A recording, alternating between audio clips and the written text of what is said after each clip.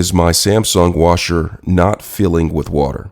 Well, I have a fix for that. So if your Samsung washer machine is not filling with water, there could be a number of problems that is keeping your Samsung washer from filling with water. I'm going to go over some of them.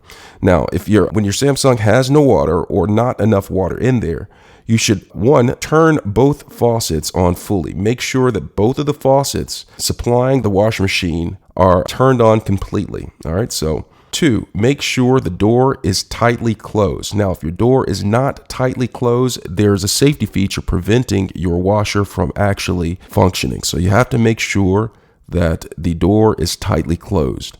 Now, after you've done those, make sure those are checked. Straighten the water inlet hoses.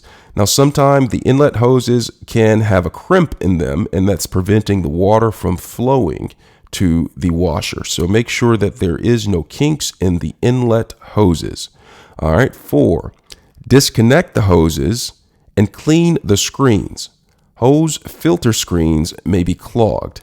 Now, you want to make sure that they're not clogged. So if you live in an area that has a lot of deposits inside of the water that can end up flowing to the screens, you want to probably check this more often than not.